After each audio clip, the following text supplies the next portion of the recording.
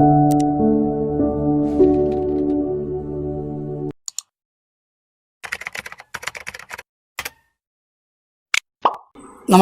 P K മീഡിയയുടെ stories channel ഒരു പുതിയ വീഡിയോയിലേക്ക് അവർക്കും ഹൃദ്യമായ സ്വാഗതം. ബീഡിക്കഥകൾ അല്ലെങ്കിൽ പുകയിലയുടെ കഥകളാണ് ഈ വീഡിയോയിലൂടെ നിങ്ങളുടെ മുമ്പിൽ അവതരിപ്പിക്കുന്നത്. പുകവലി എപ്പോഴാണ് തുടങ്ങിയത് എന്ന് കൃത്യമായ വർഷം പറയാൻ കഴിയില്ലെങ്കിലും ഇത് തുടങ്ങിയത് ഒരു പക്ഷേ ക്രിസ്തുവിന് 5000 തുടങ്ങി 3000 വർഷങ്ങൾക്ക് മുൻപായിരിക്കും എന്ന് കരുതപ്പെടുന്നു.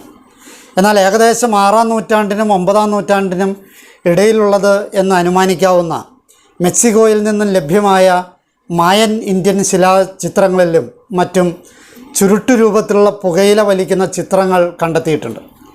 ക്യൂബ തുടങ്ങിയ സ്ഥലങ്ങളിൽ പുകയില ഉപയോഗം പണ്ട് തന്നെ ഉണ്ടായിരുന്നതായിട്ട് പറയപ്പെടുന്നുണ്ട്. പോർച്ചുഗലിലെ ഫ്രഞ്ച് അംബാസഡറായിരുന്ന ജീൻ നിക്കോട്ട് AD 1550 ആദ്യമായി പുകയില അമേരിക്കയിൽ നിന്നും യൂറോപ്പിലേക്ക് കൊണ്ടുവന്നത്. അദ്ദേഹത്തിൻ്റെ പേരിലാണ് പുകയിലച്ചെടിയും അതിലടങ്ങിയിരിക്കുന്ന ആൽക്കലോയിഡുകളും നിക്കോട്ടിൻ എന്ന വാക്കുമൊക്കെ അറിയപ്പെടുന്നത്.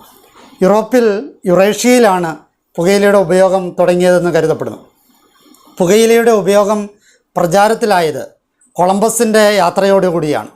സ്പെയിനിൽ നിന്ന് ക്യൂബയിലെത്തിയ കൊളംബസ് സംഘം അവിടെ ആളുകൾ ഒരു ചെടിയുടെ ഇല ചുരുട്ടി കത്തിച്ച് അതിൻ്റെ പുക ശ്വസിച്ച് നടക്കുന്നത് കണ്ടെത്തി. തൽക്കാലത്തേക്ക് ഉന്മേഷം പകർന്നു നൽകാൻ അതിന് കഴിയുന്നുണ്ടെന്ന് കണ്ടെത്തിയതോടുകൂടി ഈ ചെന്നവരും പുകയില ഉപയോഗിക്കാൻ തുടങ്ങുകയും തുടർന്ന് പുകയില യൂറോപ്പിലേക്ക് കൊണ്ടുവരികയും ചെയ്തു. അങ്ങനെ 16-ാം നൂറ്റാണ്ടോടുകൂടി ഇത് ലോകമെമ്പാടും പ്രചാരത്തിലായി. പുക വലിക്കാനും ചവച്ചും അതുപോലെ തന്നെ പൊടി രൂപത്തിൽ മൂക്കിലേക്ക് വലിച്ചും ഒക്കെ പുകയില ഉപയോഗിക്കുന്ന പല രീതികൾ നിലവിൽ വന്നു. ആദ്യകാലത്ത് പുകവലി ആന്തരിക അവയവങ്ങളുടെ ആരോഗ്യത്തിന് ഉത്തമമാണെന്നും ദൈവകോപത്തെ തടയാനുള്ള ഉപാധിയാണെന്നുമൊക്കെ ഉള്ള വിശ്വാസം പ്രചരിച്ചിരുന്നു. ഇത് പുകവലിയുടെ വ്യാപനം വർദ്ധിക്കാനായിട്ട് കാരണമായി. ചുരുട്ട്, സിഗരറ്റ്, ബീഡി എന്നിവയുടെ രൂപത്തിലാണ് പുകയില കൂടുതലും ആദ്യകാലങ്ങളിൽ ഉപയോഗിക്കപ്പെട്ടത്. ഇന്ന് പല രൂപങ്ങളായി തുടങ്ങി. ഇന്ത്യയിൽ ഏതു കാലത്താണ് ബീഡി ഉപയോഗിച്ച് തുടങ്ങിയത് എന്നതിന് ചരിത്രരേഖകളൊന്നുമില്ല. ഏതായാലും 17-ാം നൂറ്റാണ്ടിൻ്റെ അവസാനത്തിലാണ് ഇന്ത്യയിൽ തെക്കൻ ഗുജറാത്തിൽ പുകയില കൃഷി ആരംഭിക്കുന്നത്. പുകയിലയുടെ ലഹരി കിട്ടാൻ ആദ്യകാലത്ത് തന്നെ ഹുക്ക വലിക്കാൻ തുടങ്ങിയിരുന്നു. ഹുക്ക കൊണ്ടു നടക്കുന്നത് അല്പം ചിലവുള്ള കാര്യമായിരുന്നു. മാത്രമല്ല അത് സൗകര്യപ്രദവുമായിരുന്നില്ല. അതിനാൽ എളുപ്പത്തിലുള്ള പുക വലിക്കായി വിവിധ മരങ്ങളുടെ ഇലകളിൽ പുകയിലകൾ പൊതിഞ്ഞ് കത്തിച്ച് വലിക്കാൻ തുടങ്ങി. വലിയ തോതിൽ പുകയില കൃഷി തുടങ്ങിയ ഗുജറാത്തിലെ ഖേദ, പഞ്ചമഹൽ ജില്ലകളിൽ ആയിരുന്നു ഈ കണ്ടുപിടുത്തം തുടങ്ങിയത്. ചുവന്ന മന്ദാരം, പ്ലാവ്, മാവ്, സാലവൃക്ഷം, ചമത തുടങ്ങിയ മരങ്ങളുടെ ഇലകളിലായിരുന്നു ആദ്യകാലത്ത് ബീഡിയുടെ ആദിമരൂപം ഉണ്ടാക്കിയിരുന്നത്.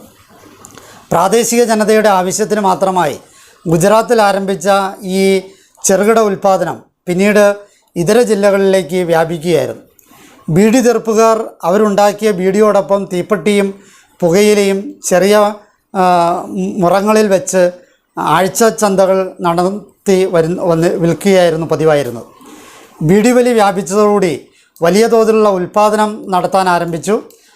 1800 വരെയും ബീഡി ഉൽപ്പാദനവും വിപണനവും തെക്കൻ ഗുജറാത്തിലും ബോംബെയിലും ഒതുങ്ങി നിന്നു. 1899 ഗുജറാത്തിലുണ്ടായ കൊടും വരൾച്ചയെ തുടർന്ന് ഉപജീവനത്തിനായി ജനങ്ങൾ ഇതര ഭാഗങ്ങളിലേക്ക് കുടിയേറുകയും ബീഡി നിർമ്മാണം ഒരു ചെറുകിട വ്യവസായമായി മാറുകയും ചെയ്തു. അക്കാലത്ത് അഹമ്മദാബാദിൽ നിന്ന് ജബൽപൂരിലേക്ക് കുടിയേറിയ മോഹൻലാൽ പട്ടേൽ ആണ് ഭാരതത്തിൽ ബീഡി വ്യവസായത്തിൻ്റെ പിതാവായിട്ട് അറിയപ്പെടുന്നത്. ചെറിയ തോതിലുള്ള ലഹരിക്കായി വെറ്റിലയിൽ പൊതിഞ്ഞ അടയ്ക്ക കഷ്ണങ്ങളും ചില പച്ചിലകളും മസാല ചെപ്പുകളുമൊക്കെ ഈ മസാലയും ചേർത്ത് ബീഡ എന്ന പേരിൽ വിളിച്ചിരുന്നു ആദ്യകാലത്ത്. ബീഡ എന്ന വാക്കിൽ നിന്നാണ് പിന്നീട് ബീഡി എന്ന വാക്ക് ഉണ്ടാകുന്നത്. മോഹൻലാൽ പട്ടേലിനൊപ്പം അദ്ദേഹത്തിൻ്റെ മച്ചനായ ഹരിഗോവിന്ദാസും ചേർന്നതോടുകൂടി ബീഡി നിർമ്മാണത്തിനായി ഏറ്റവും ഉചിതമായ ഇല ഏത് എന്ന അന്വേഷണം നടന്നു. അങ്ങനെയാണ് ഇപ്പോൾ ഉപയോഗിക്കുന്ന തെണ്ട് അഥവാ ബീഡി മരത്തിൻ്റെ ഇലകളിൽ എത്തുന്നത്. പുകവലിക്കായി പ്രചാരത്തിലുണ്ടായിരുന്ന നാടൻ സംവിധാനമാണ് ബീഡി.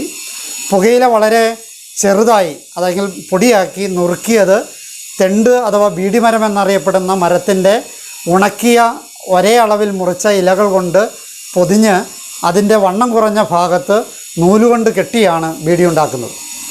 ഇതിനെ ബീഡി തെറുക്കൽ എന്നാണ് പറയുന്നത്. പുകവലിയിലേതുപോലെ തന്നെ നിക്കോട്ടിനാണ് ബീഡി വലിക്കുന്നവർക്കും ലഹരി നൽകുന്നത്.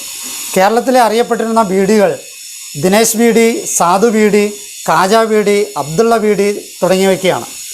കേന്ദ്ര സർക്കാർ പാസാക്കിയ Beedi and cigar act 1969 Kerala സംസ്ഥാന സർക്കാർ സംസ്ഥാനത്ത് നടപ്പിലാക്കാൻ ശ്രമിച്ചപ്പോൾ കർണാടക ആസ്ഥാനമായി കണ്ണൂർ, കാസർഗോഡ് ജില്ലകളിൽ ഉൽപ്പാദന യൂണിറ്റുകളിലുണ്ടായിരുന്ന ഗണേശ്, ഭാരത്, PVS എന്നീ കമ്പനികൾ നിയമപ്രകാരമുള്ള ആനുകൂല്യങ്ങൾ തൊഴിലാളികൾക്ക് നൽകാൻ കൂട്ടാക്കാതെ സ്ഥാപനങ്ങൾ പൂട്ടി.